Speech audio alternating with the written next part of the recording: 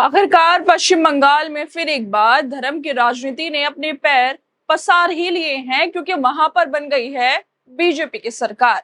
और जहां पर बीजेपी की सरकार हो वहां पर हिंदू मुस्लिम, मंदिर मस्जिद, नमाज, लाउड स्पीकर, हलाल, बुर्का, इन सब चीजों की बात ना हो। ऐसा कैसा हो सकता है?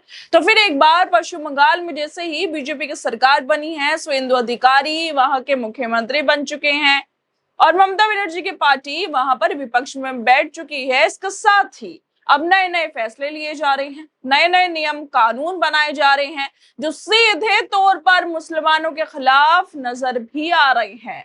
पहले कहा गया कि मस्जिद परिसर से बाहर ना जाए लाउड स्पीकर की आवाज, फिर नमाज को लेकर नियम बनाए गए और अब इससे कहीं आगे बढ़ चुके हैं शुवेंदु अधिकारी, क्योंकि इस बार उन्होंने अब बकरीद पर, कुर्बानी पर ही नए नियम कानून ला दिए हैं। शुवेंदु अधिकारी को अभी मुख्यमंत्री बने हुए कुछ ही दिन बीते हैं और इन कुछ ही दिनों में उन्होंने किसी परियोजना की बात नहीं की। पश्चिम बंगाल के अंदर बात ये नहीं की कि भ्रष्टाचार कैसे खत्म किया जाए, घुसपैठ को कैसे रोका जाए, लेकिन वो कुर्बानी, मस्जिद, लाउड स्पीकर, नमाज पर जरूर बात कर रहे हैं। शायद यही मुद्दे थे जो पश्चिम बंगाल में बीजेपी लेकर आई थी, क्योंकि विकास की बात एकदम साइड में रख दी गई है और बात हो रही है तो कुर्बानी की। क्योंकि फिर एक बार शुवेंदु अधिकारी जैसे ही उन्होंने मुख्यमंत्री की कुर्सी को थामा है, वैसे ही नए कानून नियम वो लेकर आ गए हैं। अब आपको एक एक करके बताते हैं कि आखिरकार उन्होंने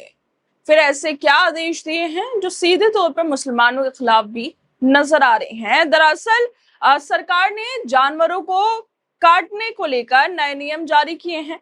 ये फैसला हाई कोर्ट के आदेश को ध्यान में रखते हुए भी लिया गया है। अब खुले में या किसी भी सार्वजनिक जगहों पर जानवरों को काटने की पूरी तरह मनाही है। जानवरों को काटने को लेकर सरकार ने और कई भी शर्तें लागू कर दी हैं। सबसे पहली शर्त यह है कि गाय, भैंस, बैल और बछड़ों की बलि देने के लिए एक खास प्रमाण पत्र होना अनिवार्य होगा। पशु का वध करने से पहले नगरपालिका, पंचायत समिति के अध्यक्ष और सरकारी पशु डॉक्टरों दोनों से मिलकर बना एक संयुक्त सर्टिफिकेट लेना होगा। अगर कोई अधिकारी आपको ये सर्टिफिकेट देने से मना करता है तो आप 15 दिनों के अंदर राज्य सरकार से इसकी शिकायत भी कर सकते हैं। सड़क किनारे किसी भी सार्वजनिक पब्लिक जगह पर पशुओं को मारने पूरी तरह मना है। वध सिर्फ सरकार द्वारा मान्यता प्राप्त बूचड़खानों में ही किया जा सकता है। नियमों का उल्लंघन करके किसी जानवरों को मारने पर 6 महीने तक की जेल, 1000 रुपए तक का जुर्माना या फिर जेल और जुर्माना दोनों साथ में हो सकते हैं। मतलब जैसे शुवेंदु अधिकारी बन गए हैं मुख्यमंत्री, वैसे ही बकरीद को लेकर और जिस तरह से पहले की चीजें चलती आ रही हैं उन पर रोक लगा दी गई है। लेकिन यहाँ पर देखने वाली बात ये भी है कि हमारे देश में कितना जानवरों को मतलब वध किया जाता है और कितना जो उनका मीट है वो बाहर दूसरे देशों में भेजा जाता है, कितना एक्सपोर्ट होता है, लेकिन उस पर कोई बात नहीं होगी। कौन लोग एक्सपोर्ट करते हैं उस पर भी बात नहीं होगी। लेकिन जैसे ही जहां पर बीजेपी के राज्य में सरकार होगी तो दिखावे के लिए समझिए या फिर किसी भी तरह समझिए, ये कानून नियम जरूर बना दिए जाते हैं। ये ठीक बात है कि सार्वजनिक जगहों पर, पब्लिक जगहों पर ऐसी कुर्बानियां या फिर वध, किसी को मार देना जानवरों को नहीं होना चाहिए, क्योंकि वो सार्वजनिक जगह है। लेकिन इस तरह से पाबंदियां लगा देना कि आपको सर्टिफिकेट लेना होगा, मान्यता प्राप्त करनी होगी, सरकार की मंजूरी होगी, आखिरकार लोगों के भी कुछ अधिकार है इस देश के अंदर। लोकतंत्र है और यहाँ पर संविधान लोगों को उनके अधिकार देता है, तो सरकार को भी इस बात को ध्यान में रखना चाहिए कि लोगों के भी अधिकार है कि अब हर चीज के लिए, सांस लेने के लिए, पानी पीने के लिए, खाना खाने के लिए सरकार की मान्यता या फिर सरकार की मंजूरी लेना जरूरी है। जो चीज गलत है, अगर कोई पब्लिक प्लेसेस में इस तरह के काम करता है तो वो गलत है, उन पर कार्रवाई होनी चाहिए।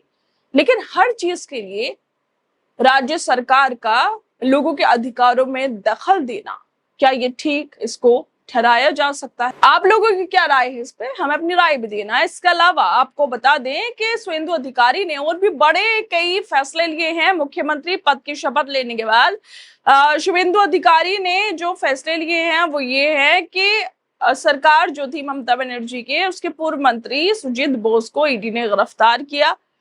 इसके अलावा भी उन्होंने काफी सारे फैसले लेते हुए ये भी कहा कि सड़क पर जो नमाज है वो अब नहीं होगी। लाउडस्पीकर की आवाज पर भी लगाम लगा दी गई है। बंगाल के 9वें मुख्यमंत्री के तौर पर शपथ लेने के बाद ये सब कायदे कानून अब सामने आ रहे हैं पश्चिम बंगाल में। और उन्होंने बैठक भी की है, वरिष्ठ जो आईपीएस अधिकारी हैं उनके साथ बैठक की है। इस बैठक में राज्य की कानून व्यवस्था को लेकर करीब 1 दर्जन सख्त निर्देश भी जारी किए गए हैं। मुख्यमंत्री ने पुलिस को साफ निर्देश ये दिए हैं कि किसी भी धार्मिक स्थल पर बजने वाले लाउडस्पीकर की आवाज उस परिसर से बाहर नहीं जानी चाहिए। इसके साथ ही विशेष अवसरों को छोड़कर प्रार्थना या नमाज के लिए सड़कों को जाम करने और आम लोगों को असुविधा पहुंचाने पर भी पूरी तरह से रोक लगा दी गई है। बैठक में सीएम शुवेंदु अधिकारी ने अधिकारियों से साफ रूप से कहा है कि कानून सभी के लिए एक है और इन नियमों को हर समुदाय पर समान रूप से लागू भी किया जाए। इन सब का स्वागत कई धर्मगुरुओं ने भी किया है, लेकिन सवाल फिर भी यही उठता है कि आखिरकार पश्चिम बंगाल में जिस तरह से सरकार बनी है बीजेपी की, काफी दशकों बाद बनी है, एक अरसा बीत गया था, एक खालीपन अब दूर हो चुका है बीजेपी का पश्चिम बंगाल के अंदर। लेकिन आते के साथ ही आखिरकार क्यों बीजेपी को लाउडस्पीकर, नमाज, मस्जिद, अब ये कुर्बानी, ये सब चीजें याद आ रही हैं? क्या इनके अलावा और मुद्दे नहीं है पश्चिम बंगाल के अंदर? क्या सिर्फ इन्हीं मुद्दों पर बीजेपी काम करना चाहती है? क्या विकास नहीं होना चाहिए? क्या नौकरियां नहीं दी जानी चाहिए? क्या रोजगार नहीं दिया जाना चाहिए? आते के साथ ही शुवेंदु अधिकारी ने ये सब सख्त नियम कानून तो बना दिए हैं, लेकिन इनके अलावा उन्हें और चीजों पर भी काम करना चाहिए। और शायद अभी तो वो मुख्यमंत्री बने ही हैं, कुछ ही दिन बीते हैं, इसके अलावा वो काम भी करें, लेकिन फिलहाल उनकी राजनीति मस्जिद, लाउडस्पीकर और ये कुर्बानी के इर्द गिर्द ही घूमती हुई नजर आ रही है। उन्होंने और भी काफी सारे फैसले लिए हैं, जिनमें एक ये भी है कि गो तस्करी, अवैध खनन, ट्रैफिक को लेकर भी कड़े फैसले लिए गए हैं। पशु तस्करी, बूचड़ खानों को भी लेकर भी बड़ी बात कही गई है कि राज्य में अवैध बूचड़ खानों को चलने की अनुमति नहीं दी जाएगी। ट्रैफिक और वीआईपी कल्चर को उन्होंने खत्म करने की बात कही है। कहा है कि सीएम के खुद के काफिले की आवाजाही के दौरान आम जनता को कम से कम असुविधा देना, बेवजह हुटर्स ना बजाने के निर्देश दिए।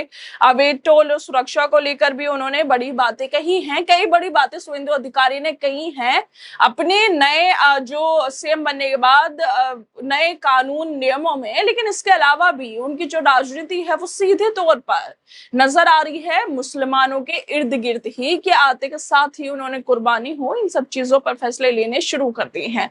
जो फैसले ठीक है उनका स्वागत भी होना चाहिए। क्या सार्वजनिक जगहों पर ऐसे कुर्बानी नहीं होनी चाहिए और जो अवैध चीजें हैं उन्हें बंद भी किया जाना चाहिए। लेकिन आखिरकार क्यों सिर्फ इन लोगों को कुर्बानी ही हमेशा याद आती है, जबकि राज्य में और भी बड़े मुद्दे बचे हैं? खैर दोस्तों, आप लोगों को क्या लगता है इस वीडियो को लेकर, और आपकी क्या राय है जिस तरह से सीएम बनते ही शुवेंदु अधिकारी बड़े बड़े फैसले ले रहे हैं उसको लेकर? हमें अपनी राय जरूर दें और बाकी तमाम खबरों को देखने के लिए हमारे साथ जुड़े रहिए।